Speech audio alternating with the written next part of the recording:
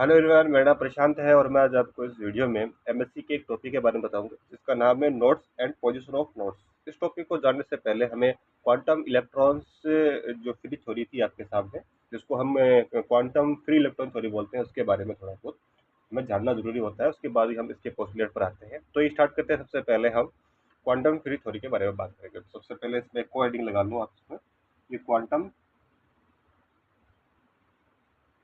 Quantum free electron theory. ठीक है, इसको पढ़ने के बाद हम इस पर नोट्स की पोजीशन और उस पर आएंगे।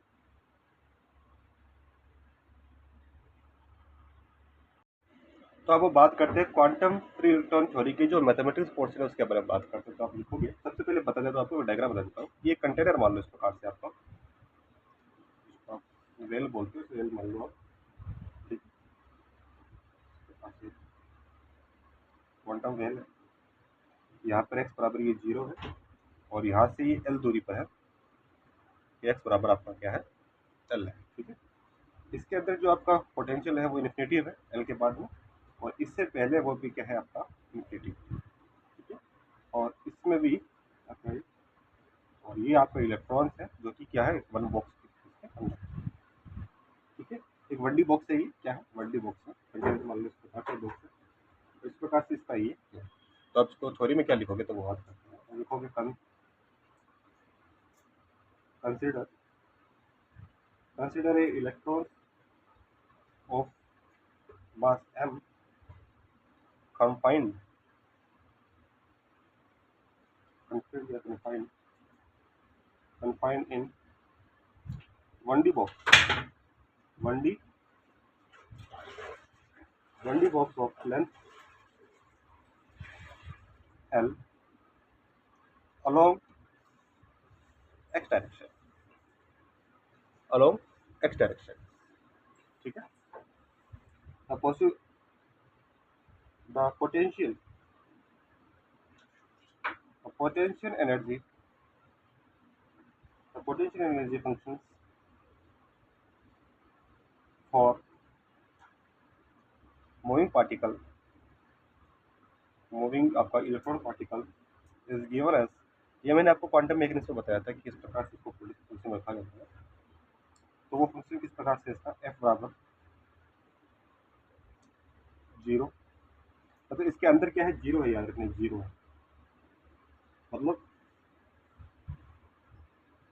इसके अंदर क्या है, ये 0 है, और इसके जो बाहर है वो क्या है आपका, इन्फिनिटी। ठीक, तो लिखोगे one order one division solid equation क्या होती है आपकी,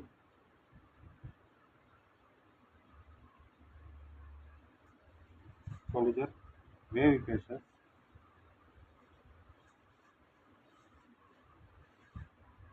is given like d2 sin upon dx square plus 2m h का स्क्वायर ये भी sin इक्वल टू 0। इक्वेशन रहेगी आपकी फर्स्ट। फॉर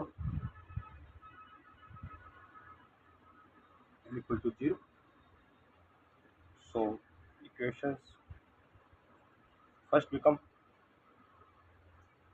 क्या हो जाएगी equation first, d2 sin upon dx square 2me upon h cut square psi equal to 0। इसको आप बॉक्स में बंद कर दो। अगली इक्वेशन, अब आप क्या करो, ये भी टू भी कांस्टेंट है, एम भी कांस्टेंट है, ई भी कांस्टेंट है, एच कट भी कांस्टेंट है, इसको आप पूरा कांस्टेंट मान लो। तो आप लिखोगे, so d2 sin upon dx square equals to plus k square psi equal to 0, where k square बराबर क्या आएगा आपके पास, 2m E upon H cut square. ठीक है, ये आ गया आपके पास। और यहाँ से देखोगे आप,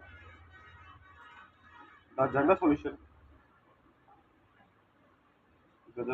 ऑफ इक्वेशन 2 ले लो उसका नाम, उसको भी लिख दीजिएगा। जनरल इक्वेशन इक्वेशन 2 क्या होता है? इक्वेशन 2 ये कि एक सेकंड ऑर्डर इक्वेशन है, तो उसका सॉल्यूशन क्या हो जाएगा आपके सामने, आपको मानक बोलते हैं, उसका सॉल्यूशन क्या हो जाएगा? फाइव एक्स बराबर क्या आ जाएगा आपके पास? ए साइन के एक्स प्लस बी कॉस के एक्स। ठीक है, इक्वेशन आ जाएगा आपके पास, थर्ड आ जाएगी where A and B are arbitrarily constant. ठीक है, तो ये आपकी थर्ड इक्वेशन है, ये आगे काम आएगी आपको। इक्वेशन क्या है आपके पास, वापस लिखते हैं। साइन एक्स बराबर क्या आया था? ए कॉस ए साइन के एक्स प्लस बी कॉस के एक्स। ठीक है, अब आप उसके बाद करते हो जो आपने डायग्राम आया था इस प्रकार से, मैंने आपको वापस लगा दो डायग्राम। ये डायग्राम था आपका, ये के बराबर 0 था, ये के बराबर एल था, या वी बराबर 0 था, या वी बराबर इन्फिनिटिव, ये भी वी बराबर इन्फिनिटिव। ठीक है, तो आप लिखोगे एट एक्स इक्वल टू 0 पर साई इक्वल टू भी 0 हो जाएगा। यहाँ पर एक्स भी 0 है, तो आपका जो साई का फंक्शन वो भी 0 हो जाएगा। So equation third, equation third एक बार उसको इक्वेशन 4 कर लो। इक्वेशन थर्ड आपने के लिखा था, उसको इक्वेशन 4 थर्ड लिख, ये था आपके पास इक्वेशन थर्ड आपके पास। ठीक है, तो आपके पास क्या आ जाएगा? इक्वेशन 4। सो इक्वेशन 4 क्या आ जाएगा आपके पास? ये आ जाएगा 0 equal to A 0 plus B 1, क्योंकि कॉस की वैल्यू कितनी हो जाएगी आपके पास? तो कॉस 0 कितना होता है? 1 होता है। तो यहाँ से आपकी बी की वैल्यू हो जाएगी कितनी? बी बराबर 0, बी बराबर 0। ठीक है, इसको इक्वेशन दो आप 5, तो लिखोगे। सो इक्वेशन 4 बिकम क्या हो जाएगी? इक्वेशन 4 साई एक्स बराबर क्या आ जाएगा आपके पास? ए साइन के एक्स, ये आ जाएगी इक्वेशन 6। ठीक है,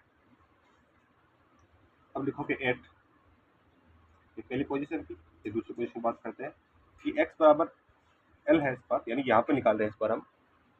तो x बराबर l के लिए क्या आ जाएगा आपके पास? साई भी यहाँ पे क्या हो जाएगा? 0 हो जाएगा, क्योंकि यहाँ पे कोई फंक्शन काम नहीं कर रहा है। सो इक्वेशन 6 क्या हो जाएगा आपके पास? a 0 0 बराबर a साइन के एल हो जाएगा। तो ये क्या आ जाएगा? साइन के एल इक्वल टू 0। ठीक है, हम जानते हैं कि जो एन पाई होता है, साइन एन पाई, वो 0 होता है। तो ये क्या हो जाएगा आपके पास? ये एंगल है, तो आप ये क्या हो जाएगा आपके पास? साइन, इसको आप इसको लगा सकते हो के एल बराबर साइन, साइन से साइन कट जाएगा, तो हमारे पास क्या आ जाएगा? के एल बराबर क्या आ जाएगा? एन ए हो जाएगा।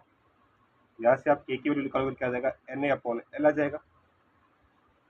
ठीक है, इसको स्क्वायर कर दो आप, तो क्या आ जाएगा? के स्क्वायर बराबर क्या आ जाएगा? N square A square upon L square हो जाएगा। ठीक है, तो लिखोगे बाई इक्वेशन इक्वेशन थर्ड की वैल्यू क्या दे रखी है आपको? अंडर रूट 2 की ये था, तो यहाँ पर इसको तो ये क्या आ जाएगा? 2 me upon H cut square, और यहाँ पे क्या आ जाएगा? N square A square upon L square. यहाँ से आप ई की वैल्यू निकालोगे, तो ये क्या आ जाएगा? ई एन क्या आ जाएगा? ये तरफ इस तरफ भेज दो आप, तो ये क्या आ जाएगा आपका? L square N square A square H cut square upon 2 L square. तो ये आ जाएगी आपकी एनर्जी, आ जाएगी एन के लिए एनर्जी आ जाएगी।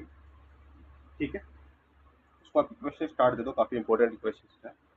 अब लिखोगे आप energy values, energy eigen values, energy eigen values, इसको दे दोगे 4, न्यू हेडिंग लगा दोगे इसमें, एनर्जी आइगन वैल्यूज। तो पहले बात करते हो पुट करते हो n इक्वल्स टू 1 पर बात करते हो आप, तो ये क्या आ जाएगा n1 आ जाएगा, ये इस पे क्या हो जाएगा, ये सीधा आ जाएगा n square sorry a square l स्कट square upon 2m l square. दूसरी बात करते हो पुट करते हो आप m2 को पुट करते हो, तो ये क्या आ जाएगा n2, ये क्या आ जाएगा 4, क्योंकि n 2 है तो n 2 कितना हो जाएगा, 2 का स्क्वायर 4 होता है, 4 a स्क्वायर स्कट स्क्वायर अपॉन 2 ml स्क्वायर। ये वैल्यू किसकी है, ई की वैल्यू, तो ये क्या आ जाएगा 4 1 हो जाएगा। ठीक है, इसी प्रकार 2 की वैल्यू थ्री की वैल्यू n बराबर 3 रखते हो तो क्या आ जाएगा n3, ये क्या आ जाएगा 9 ई हो जाएगा एच कट, ये क्या आ जाएगा 9 n3 आ जाएगा n2 n1 आ जाएगा 9 n1। ठीक है, तो इस प्रकार से बढ़ रहा है आपके सामने। ठीक है, समझ में आ गया, तो यहाँ से लिख दोगे सो n1 का क्या था आपके पास, सीधा क्रम था H cut square upon 2ml square, n2 क्या था आपके पास 4e1 था, और m3 क्या था आपके पास 9m1। इस प्रकार से बढ़ता रहेगा। इस प्रकार 4 होगा तो यहाँ पे कितना हो जाएगा 16 हो जाएगा, 5 लगोगे तो कितना हो जाएगा 25 हो जाएगा। तो इस प्रकार चलता रहेगा। तो ये होता है आपका एनर्जी आइगन वैल्यूज। ठीक है, अगले वाले में बात करेंगे हम वैल्यू ऑफ साइन एक्स। तो अब बात करते हैं इसकी सेकंड जो है लास्ट हेडिंग है उसके बारे में, क्वांटम वेल की। The value of sine X, तो लिखोगे the value of A can be time by using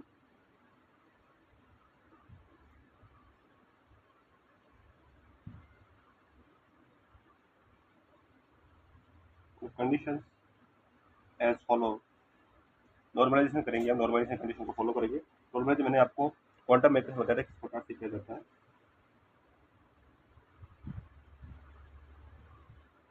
ये होता है नॉर्मलाइजेशन की जो फैक्टर होता है उसको उस प्रकार से लिखा जाता है। यहाँ लिखोगे सो एल साई का मॉड्यूलेशन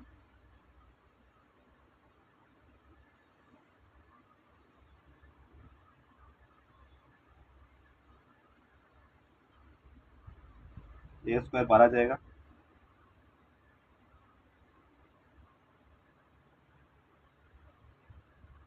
क्योंकि हम जानते हैं इसका क्या होता है, तो सीधा बता देता हूँ आपको।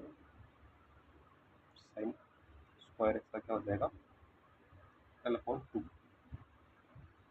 ठीक है, तो सीधा लिखो इसमें, तो क्या हो जाएगा A square L upon 2 equal to 1। तो यहाँ सर की ए की वैल्यू क्या जाएगी मेरे पास 12 अंडर रूट आ जाएगा। ठीक है, ये आप पुट अप कर दो किसमें इक्वेशन 6, तो इक्वेशन 6 बिकम क्या हो जाएगा प्लस इक्वेशन 6 फाइव एक्स बराबर क्या हो जाएगा अंडर रूट 2l। तो ये होती है वैल्यू ऑफ साइन एक्स। अब हम बात करते हैं nodes and position of nodes के बारे में। तो हम लिखेंगे within the box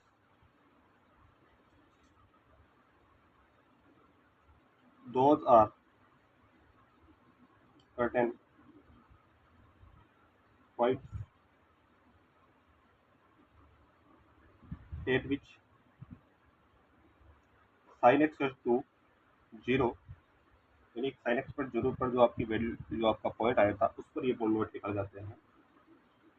such points are called node points. ठीक है, नोट पॉइंट्स। तो लिखोगे इट्स नॉट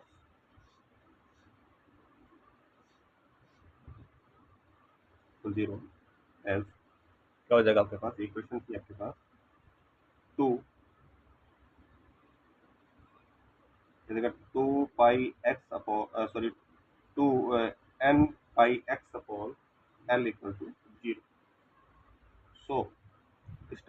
भेज दो तो ये क्या जाएगा sine n pi x upon l equal to 0। हम जानते हैं 0 की वैल्यू कब होती है साइन के साथ, तो sine n pi x upon l equal to M pi होता है तब आती है, या एम पाई ले लिया हमने। तो यहाँ से ये क्या हो जाएगा आपके पास n pi x upon l equal to M pi. ठीक है, कट रहा है वो काट दो, पाई से पाई कट रहा है, तो ये क्या आ जाएगा N X equal to M. ठीक है, यहाँ से आप निकाल लो वैल्यू किसकी, एक्स की वैल्यू निकालो तो एक्स क्या आ जाएगा एम एल अपॉन एन। ठीक है, तो ये होता है आपके नोट्स पॉइंट्स। अब आप इसमें कंसिडर करोगे एक्स बराबर सबसे पहले 0 रखो, एन बराबर 0 रखोगे, एन बराबर 2 रखोगे तो आपके पास क्या आ जाएगा 100। एक्स इक्वल टू क्या आ जाएगा 0, एन बराबर 1 लिखोगे तो क्या आ जाएगा N L upon N, 2l upon M, ऐसे चलता रहेगा। ठीक है,